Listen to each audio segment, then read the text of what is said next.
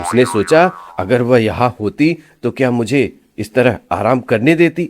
उसे उसके पास एक भी पैसा नहीं बचा था और पैसे के लिए आज ही उसे पेड़ों पर चढ़ना जरूरी हो गया था।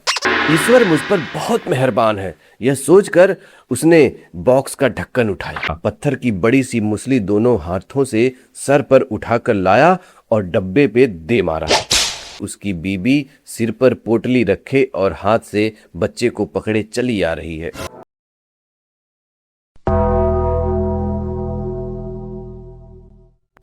नमस्कार दोस्तों, आज की कहानी का शीर्षक है बीबी छुट्टी पर है। इस कहानी को R.K. नारायण जी ने अनुवाद किया है। यह एक अंग्रेजी कहानी है, तो सुनिए और सुनकर आनंद लीजिए। कन्नन अपनी झोपड़ी के दरवाजे पर बैठा गांव के लोगों को आते जाते देख रहा था। तेली सामी अपने बैलों को हाँकता सड़क से गुजरा। उसे देखकर बोला, आज आराम का दिन है तो शाम को मंडपम आ जाना। कई और लोग गुजरे, लेकिन कन्नन ने किसी की ओर ध्यान नहीं दिया। तेली की बात सुनकर वह विचारों में खो सा गया था। मंडपम टैंक बंद पर पुराने जमाने की खंभेदार जगह थी, जो अब जगह जगह से टूट रही थी। अब कन्नन और उसके साथियों के लिए यह क्लब की तरह बन गई थी। कभी कभी शाम को वो यहाँ इकट्ठे होते और डट कर चौपड़ खेलते। कन्नन को न यह सिर्फ खेल पसंद था, बल्कि इसकी सुगंध और टूटी हुई मीनारों के बीच से दिखाई देती पहाड़ियां भी बहुत अच्छी लगती। मंडपम के बारे में सोचते हुए वह कुछ गुनगुनाने भी लगा था। वह जानता था कि इसे इस तरह बैठे देखकर लोग उसे आलसी समझते होंगे, लेकिन उसने परवाह नहीं की। वह काम करने नहीं जाएगा। उसे घर से बाहर भेजने वाला अब नहीं था। उसकी बीबी अभी नहीं लौटी थी। उसने कुछ दिन पहले मन में चुपचाप खुश होते हुए उसे मायके जाने के लिए बैलगाड़ी पर बिठाया था। उसे उम्मीद थी कि उसके माँ बाप उसे 10-15 दिन और रुकने को कहेंगे। हालांकि अपने छोटे बेटे की अनुपस्थिति उसे अच्छी नहीं लगती थी, लेकिन कन्नन इसे बीबी के न होने की खुशी की कीमत के रूप में ले रहा था। उसने सोचा, अगर वह यहाँ होती तो क्या मुझे इस तरह आराम करने देती। उसे हर रोज 1 रुपया कमाने के लिए नारियल के पेड़ पर चढ़ना होता। उसके ऊपर लगे कीड़े मकोड़ों को साफ करने पड़ते, नारियल तोड़कर नीचे गिराने पड़ते और कंजूस ठेकेदारों से पैसों के लिए लड़ना झगड़ना पड़ता। अब वह बीबी के न होने का पूरा लाभ उठाने के लिए दिन भर घर पे पड़ा आराम करता रहता था। लेकिन अब यह हालत हो गई थी कि उसके पास एक भी पैसा नहीं बचा था और पैसे के लिए आज ही उसे पेड़ों पर चढ़ना जरूरी हो गया था। उसने अपने हाथ और पैर फैलाए और सोचने लगा कि अब उसे फिर से पेड़ों पर चढ़ना कैसा लगेगा। वास्तव में बड़े घर के पीछे लगे 10 पेड़ अब देखभाल की मांग कर रहे थे और जल्द से जल्द यह काम करना चाहिए था, लेकिन यह अब संभव न था। उसके हाथ और पैर आलस में अकड़ गए थे और बस मंडपम जाने के लायक ही बचे थे। लेकिन वहां खाली हाथ जाना भी सही नहीं था। अगर उसके पास 1 चवन्नी भी होती तो वह शाम को उसे 1 रुपया बनाकर ला सकता था। लेकिन यह औरत, उसे अपनी बीबी पर गुस्सा आने लगा, जो यह समझती थी कि अपनी मेहनत की कमाई में से वह 1 आना भी रखने का अधिकारी नहीं है। उसके पास 1 चवन्नी भी न थी जिसे वह अपना कह सकता था। वह सालों से कमाई के लिए खटता रहा था।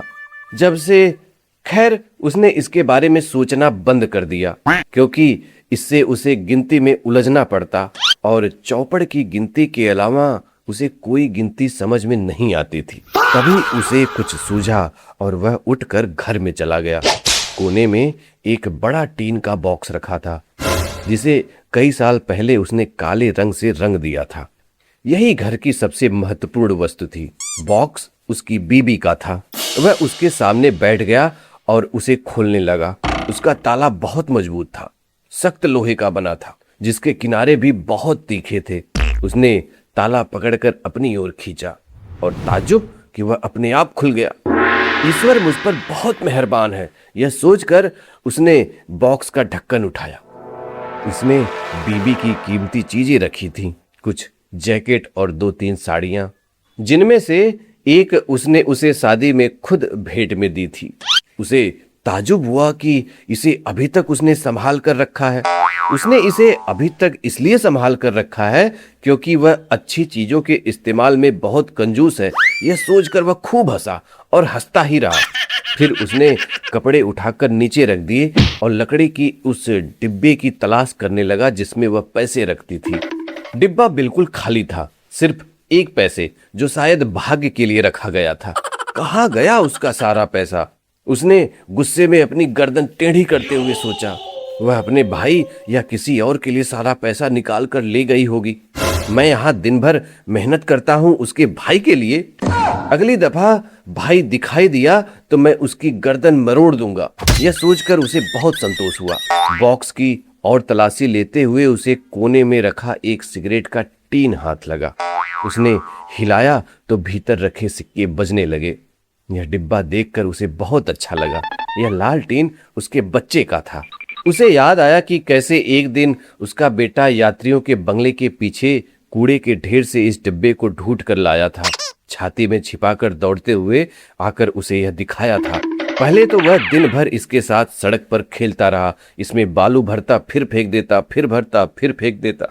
फिर कन्नन ने उससे कहा कि लाओ इसकी गुल्लक बना देते हैं जिसमें तुम पैसे जमा करते रहना।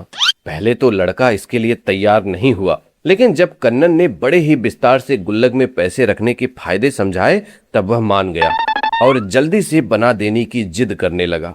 बोला, जब यह पैसों से भर जाएगी तो मैं बड़े घर के लड़कों के पास जैसी मोटर है वैसी ही मोटर मैं भी खरीदूंगा। मुंह से बजाने वाला बाजा लूंगा और एक हरी पेंसिल। बेटे की योजना सुनकर कन्नन जोर से हंसा। वह लोहार के पास डिब्बा ले गया। उसका मुंह बंद करवाकर उसमें पैसे डालने लायक एक छेद बनवा दिया। अब यह लड़के की सबसे खास चीज हो गई थी और वह अक्सर इसे बाप के सामने रखकर उसमें पैसा डलवा लेता। अक्सर वह पिता से पूछता, अब पूरा भर गया है क्या? मैं इसे कब खोल सकूंगा? इसे वह अपनी माँ के बॉक्स में साड़ियों के तह के भीतर अच्छी तरह से छिपा कर रखता और देखता कि बॉक्स का ताला अच्छी तरह से बंद कर दिया गया है या नहीं। उसे देखकर उसका मन अक्सर कहता, यह बहुत समझदार लड़का है, यह बड़े काम करेगा। मैं इसे शहर के स्कूल में पढ़ने के लिए भेजूंगा। अब कन्नन ने वह डिब्बा उठाया और उसे हिलाकर जानने की कोशिश की कि इसमें कितना पैसा है।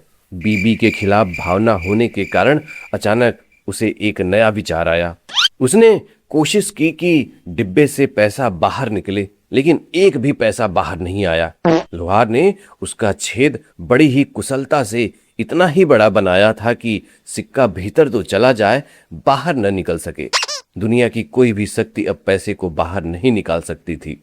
1 मिनट बाद वह डिब्बा हिलाना रोककर सोचने लगा कि अपने बेटे के गुल्लक से पैसा निकालकर वह क्या ठीक कर रहा है। मन ही मन जवाब आया, क्यों नहीं? बाप और बेटा एक नहीं होते क्या? यही नहीं, मैं तो यह रकम 2 गुनी 3 गुनी करने जा रहा हूँ, जिसके बाद मैं इसे इसी में रख दूंगा। इस तरह मैं डिब्बा खोलकर बेटे का भला ही कर रहा हूँ। फैसला हो गया। वह चारों तरफ देखने लगा कि कोई ऐसी चीज मिल जाए जिसे वह छेद को बड़ा कर सके। उसने बेकार में पड़ी बहुत सी चीजों को ढूंढ डाला, बोतल, डॉट, जूते का तला, रस्सी वगैरह, लेकिन कोई नुकीली चीज उसे न मिली। चाकू कहाँ चला गया? उसे बीबी पर फिर गुस्सा आया। औरतें क्यों हर चीज को छुपा कर रखती हैं? हो सकता है वह चाकू भी भाई के लिए ले गई हो। डिब्बा लेकर वह उसे जमीन पर जोर जोर से पटकने लगा। इससे वह तुड़ मुड़ तो गया, उसकी शक्ल खराब हो गई, लेकिन एक भी पैसा बाहर नहीं आया। उसने इधर उधर देखा तो दीवार पर कील के सहारे एक देवता की मढ़ी हुई तस्वीर टंगी थी। तस्वीर उतारकर उसने कील बाहर निकाल ली। जमीन पर पड़े देवता को देखकर उसका मन बहुत खराब हुआ। उसने झुककर उनके पैरों को सिर से लगाया। फिर उसने एक पत्थर उठाया और कील को डिब्बे के छेद पर रखकर उसमें ठोकने लगा। कील फिसल गई और पत्थर उसके अंगूठे पर जा पड़ा। अंगूठा दबकर नीला हो गया और दर्द से वह चीख उठा। डिब्बा जमीन पर फेंक दिया। डिब्बा कोने में पड़ा उसे चिढ़ाने लगा। कुत्ते, उसने फुसफुसा कर कहा और फिर अंगूठा दबाकर कराहने लगा। फिर बोला, अब मैं तुमसे जरूर निपटूंगा। वह रसोई घर में गया और वहां से पत्थर की बड़ी सी मुसली दोनों हाथों से सर पर उठाकर लाया और डब्बे पे दे मारा। डिब्बा पिचक कर दोहरा हो गया, फट भी गया। उसके भीतर से पैसे निकले और भूखे की तरह वह उसे गिनने लगा। कुल 6 आने और 3 पैसे के सिक्के। पैसे उसने धोती की कमर में कसकर बांधे और बाहर निकल गया। मंडपम में भाग्य ने उसका साथ नहीं दिया, या यूं कहिए कि पास भी नहीं फटका। थोड़ी ही देर में वह सारे पैसे हार गया। इसके बाद कुछ देर वह उधार लेकर खेलता रहा, लेकिन दूसरों ने कहा कि अब वह हट जाए और पैसे वालों को खेलने दे। वह उठकर बाहर निकल आया और घर की ओर लौट चला। सूरज अभी डूबा नहीं था। जब वह गली में घुसने लगा तो उसने देखा कि सामने से उसकी बीबी सिर पर पोटली रखे और हाथ से बच्चे को पकड़े चली आ रही है। कन्नन सहम उठा। यह सपना भी तो हो सकता है, उसने सोचा और ध्यान से देखा। बीवी पास आ गई थी। बोली, बस आ रही थी, मैंने सोचा कि घर लौट चलें। वह दरवाजे की ओर बढ़ने लगी। कन्नन डर कर देखने लगा। उसका बॉक्स भीतर खुला पड़ा था, सामान बिखरा हुआ, जमीन पर भगवान की तस्वीर और बेटे का डिब्बा टूटा हुआ। घर में पैर रखते ही उसे यह सब दिखाई देगा। स्थिति निराशाजनक थी। उसने मशीन की तरह दरवाजा खोला। तुम इस तरह क्यों देख रहे हो? बीबी ने पूछा और भीतर चली गई। बेटे ने 2 पैसे निकालकर उसे दिए। मामा ने दिए हैं, इन्हें भी गुल्लक में रख देंगे। कन्नन ने परेशानी की चीख मारी। लड़के ने पूछा, आप यह क्या कर रहे हैं? कन्नन ने अपना नीला अंगूठा दिखाकर कहा, बेटे बड़ी चोट लग गई है आज, और कोई बात नहीं। तो दोस्तों, कैसी लगी यह कहानी कमेंट में ज़रूर बताइएगा। आपके पास भी अगर कोई मज़ेदार कहानी है तो हमें लिख भेजिए, मैं उसे अपने चैनल पर सुनाने का प्रयास करूँगा। चैनल को फॉलो और सब्सक्राइब ज़रूर से कर लीजिएगा। तो मिलते हैं किसी और मज़ेदार कहानी में, तब तक के लिए